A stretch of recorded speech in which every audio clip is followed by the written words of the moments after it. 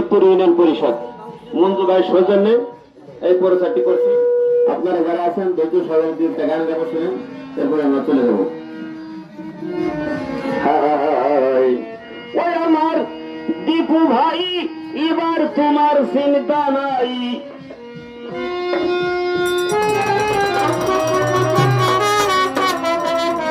ওই আমার দীপু ভাই, এবার তোমার চিন্তা নাই।